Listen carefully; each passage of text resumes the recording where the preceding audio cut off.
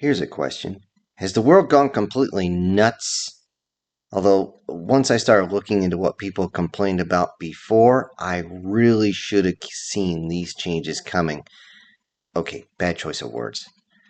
When everything began to settle, at least as far as ships being sunk or killed or whatever you want to say, along with the destruction of those little larva bug parasite, ugh, I figured there'd be a shift in our routines for sure. For a moment in time, that's all that happened. I didn't expect the biotech of these ships to be useful at all. Turns out there is a call for them as far as things like police, first responders. Reason being is that they can get hostages or victims or whoever out of harm's way very quickly using these tentacles. The girls and I actually began to wonder how long before or even if we would see these again, considering manufacturing and technology has to catch up to all this craziness going on. Not to mention, with the amount of magic users, along with the technology taking off so fast, it's almost scary if it wasn't so exciting, yet there isn't much call for suborbital ships right now. The one immediate change that did happen because of these suborbital ships showing up happened a few days after the distortion and after they were all downed. It was though every single creature on this planet had gone into heat. Seriously, I can't even go shopping without some tiefling, demon, Guthripsky, gnome, elf, or, something else coming to hit on me. If I have the girls along with me, it's a frickin' nightmare. A lot of guys will actually hit on them while I'm standing right there and not even give a shit. It's like everybody's a walking boner. Even interrupting our conversations just to start chatting them up. I know the girls don't wear much, but come on. It's so bad. I ordered shirts that actually say, "No, I will not split you in half, regardless if both halves will be smiling." It's mentally exhausting as I have to watch over the girls as I worry someone will just try and take them. Call me paranoid if you want, but I just don't trust easy. I never have. Not since I was a kid, and, well, bad shit always happens when you're a kid when you trust too easy. Besides, these girls are incredibly cute, meaning I don't just need one shotgun since I've got two girls with me. The girls thinks it's actually funny as they're both armed no matter where they go, and they're actually stronger than they look. In fact, they have enough strength to kick me clean out of bed if they so choose, and that's just one of them. A few times I've had to remind guys to not piss off a woman that's eye level with their crotch. Uppercuts hurt a lot. The young girl that changed forms due to the last distortion came to the house to hang out with my girls. Over time, she brought her groups of friends and they started hanging out. I steered clear of these types of activities as I have very little knowledge about how to deal with little girls, outside of my nieces, of course, but these aren't blood related. Also, I wouldn't have anything to add to their conversation. All I can do is make sure the fridge is stocked so they have something to snack on. Especially if my nieces and nephews visit, I have to keep everything ready because, let's face it, some of them are teenagers and they're just bottomless pits. Out here in the countryside, either you find a way through the woods or you have to bike the roads to get to your friend's house. More than a few times, the parents will actually show up to get their kids home. I swear, these kids nowadays, they have no concept of be home before dark. Then again, being way out here, we don't have any streetlights around to let them know when to head back home. With all the changes, I shouldn't have been surprised at what happened when the mothers came to pick up their kids. Everyone from the dragon-eyed mother who had surprisingly nice curves, to the skinny mom that actually turned into one of those parkour fort building folks that I still don't understand the physics on that. All the way to even a few of the guys, like the dark elf trying to hit on me. No, dude, just no. Seriously, what the hell type of game world just infected this reality? Then I thought back to the news whenever I asked myself that question. One of the answers actually showed up soon enough with the confirmation that, like before, most of the species can only reproduce with their own species. A dragonoid can only do with a dragonoid, elf with an elf, and so on. Yet the craving for biodiversity seems to be nearly overwhelming. Either that or people are just horny. Even with this, the new mixed species family didn't stay together for long. The change in exterior did not change them on the inside. That only happened once, and I've got 2 living examples in my house right now. Yet they didn't change from humans, so maybe that doesn't fit. I felt bad for the kids, as going through a parental divorce is not fun. Don't ask me how I know that. In spite of this, because of the changing culture in the neighborhood, many of us would actually host parties to at least keep our sense of community and family. Since most of the families are still together, this helped the young ones deal with their new world, their new situation, so to speak. I worried that this normal would change them again, but instead of looking into the future, the horizon, we need to make sure they're focused on where they are and what they are doing. This small farm became, shall we say, a sanctuary for many of these youngs, as I only had a few rules. 1, stay off the equipment. It's heavy equipment and it can hurt you, and worse, very quickly. Don't damage the garden at all. You can come and help harvest, but don't go in the garden unless I'm there. Don't hurt the livestock. You can go ahead and pet them if you want, but don't harass them. If they get away from you, just let them go. And of course, the most important, call me immediately if anybody gets hurt. This is non-negotiable. It's a shame that the rest of the world didn't just accept the reality on the ground. The independent news is full of stories from across the world, things like certain species being chased out or hunted down, areas that are strictly one species, and any others that show up would be hunted down or chased out. Then, of course, there were some that were forced into areas not suitable for their species, and basically either starved out or forced into slavery. An entire group being second class or worse, actually, making them second class citizen is nothing new in this world. Our history is riddled with it.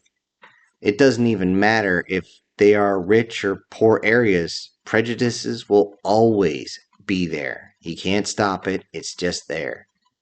Unfortunately, for most countries, borders have to be sealed in an attempt to keep the country from falling the hell apart. This has led to many trying to smuggle their way across and even end up as prisoners. This is surprising because they keep saying how they prefer being prisoners than actually going back. Something's off if they're willing to go into prison work camps and say, this is heaven. Even Western countries are limiting migration due to the huge influx.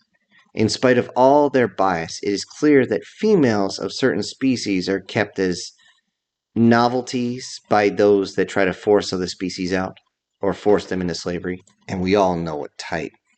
This sort of shit is what caused the rumblings of war to be heard more often. Yet the populations on this planet are far lower than needed for full conflict, even though certain areas are being invaded by small groups going in and getting their type of people out as best they can.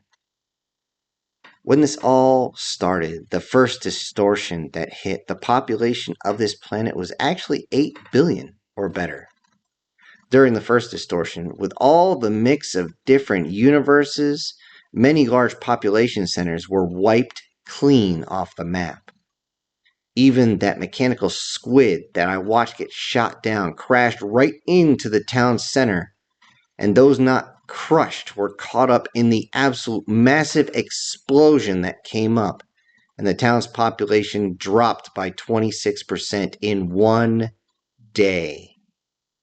Around the world, population centers were hit, infrastructure was taken down, and those not caught in the battles had to switch into survival mode.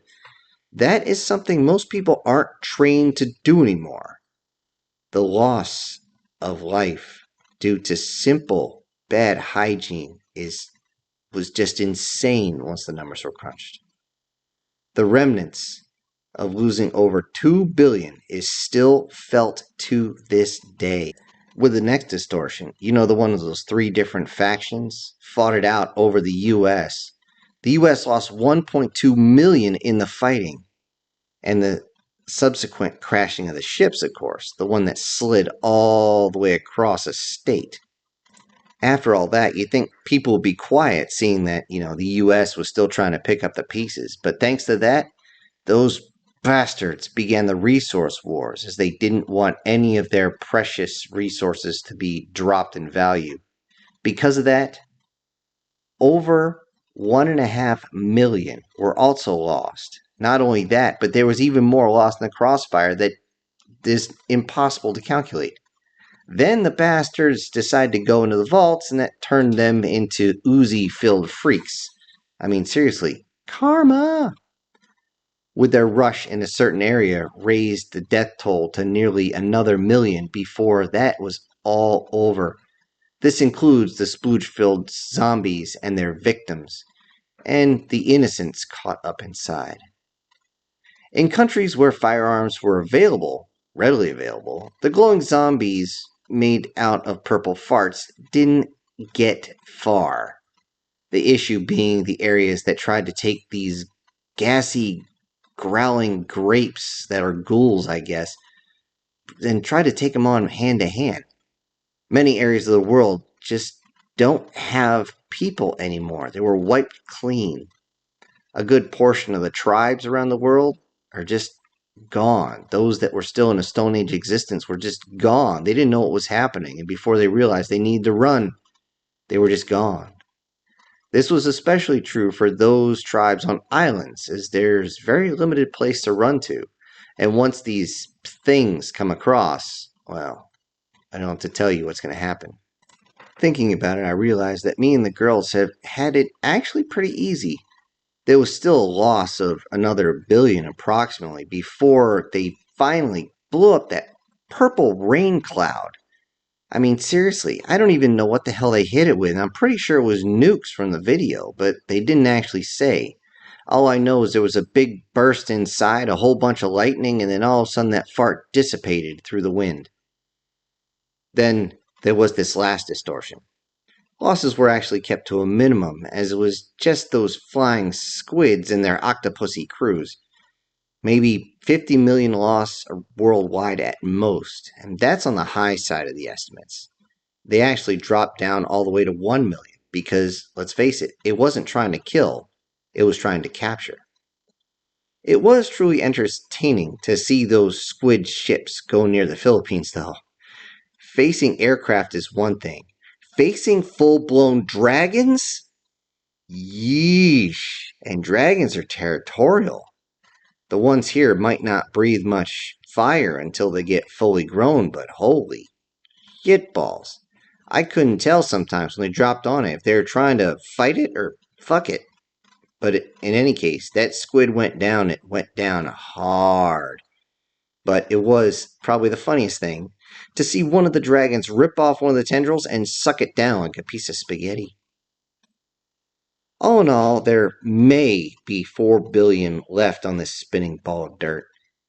If I want to think only human, then the number drops below 1 billion for sure, but this is not much of a concern, especially since it still looks like we don't age. I still don't understand that, but this whole thing about reality changing, I don't put too much thought in it. Along with that, most of the elderly have got new bodies. Most of them are the ones who changed into something younger, stronger, and possibly powers that they only dreamed of when they were younger. Most of them have decided to live up their new lives as they partay and drink and screw constantly.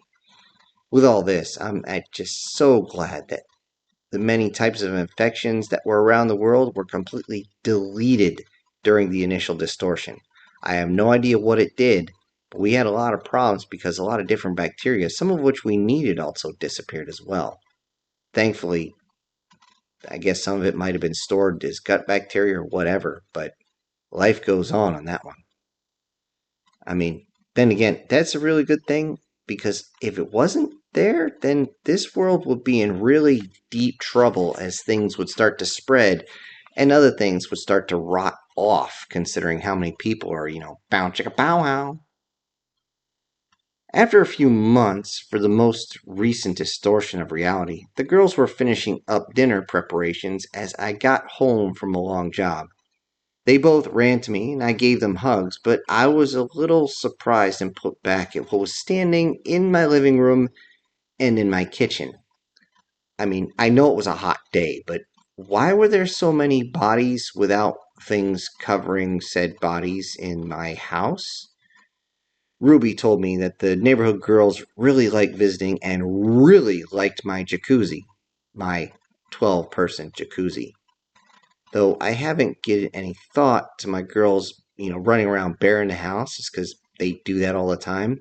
I did feel like a perv with the others around, especially with some of them who are definitely not old enough to be walking around that way in someone else's house.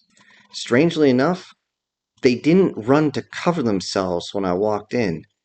Calmly, though, I asked them if they were staying for dinner. Hazel quickly said yes, and I asked everyone to dress for dinner, and I went to take a shower. Although, as I turned towards the master bedroom, something caught in my peripheral vision. In that moment, I reached for my pistol, but that's when I saw a dragonborn mama walking in. She was still dripping from the jacuzzi, and I knew I definitely had to leave the room very quickly, and the girls followed. At dinner, I conversed with the young ones at the table the way everyone should, but after dinner, the adults needed to talk. We talked about the hedonistic era that was happening and how it had even ended the Dragonborn's marriage. I'm deeply concerned, but the ladies disregarded my concerns. I thought about it for a second, and then I told them, "Of course you don't think it's a problem. You're all attractive, firm, and soft." That's when the mother dragon actually asked me what I meant by soft. And I had to remind her that I was the one who rescued her from that squid ship, and when I pulled her out of the pod, she fell into my arms and right into my hands. Was actually surprised. This was the first time that entire day that she actually seemed embarrassed. Even years on, across the world, this hedonism either was embraced as just part of the world and the culture it was in, or condemned violently by those fighting their desires, at least on the outside. Certain areas around the world claim to be held to a high moral authority and moral ground, but the truth came out quick. Many of the rich and super rich would say how horrible the situation was while keeping harems of quote unquote maids or servants around to satisfy them as basically free use.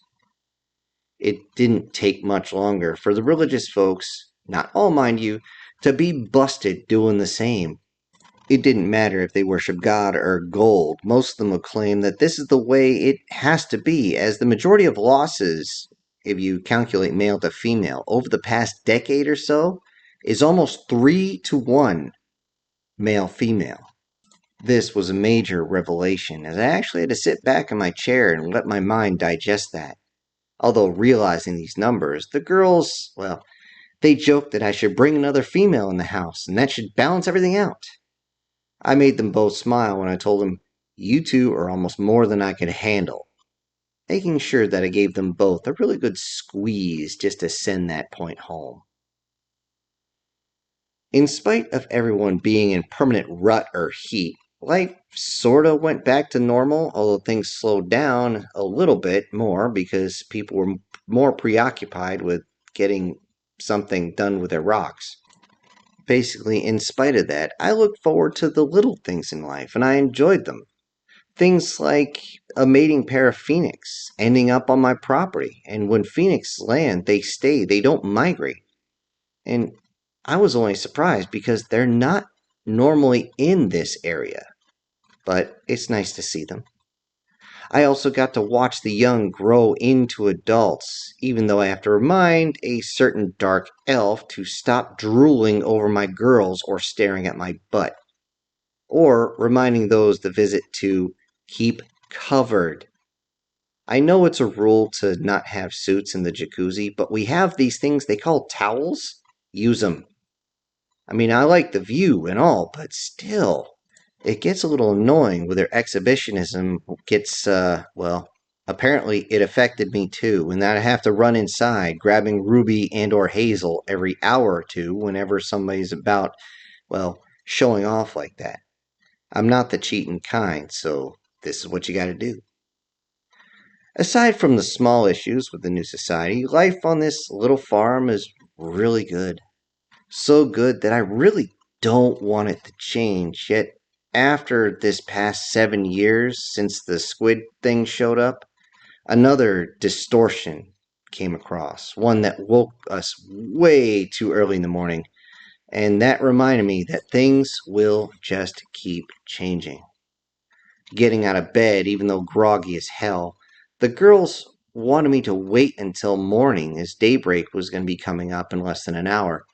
The distortion itself was so brief and light that the adjustments would be small. I gave them both a quick peck on the head just to calm them down and told them, don't worry, this won't take long. Immediately, I sent the group message and I also told them, we really need to know what changes happen this time so nothing comes back to bite us in the ass. I don't need anything to damage your asses. I like them the way they are. This made them both blush and then go back to sleep. After my checks, I went and turned on the computer and found video that made me say, well, that's interesting. Hello, everybody. This is Syntax. Thank you very much for joining me on today's chapter. Before I go, I got to send out a couple quick thank yous to a couple of my supporters. Those will be Ava Clark and Erica Gem. I sure hope I said your name right this time because that would be truly outrageous. Truly, truly. Everybody else, I will see you on the next one. This is Syntax, ejecting.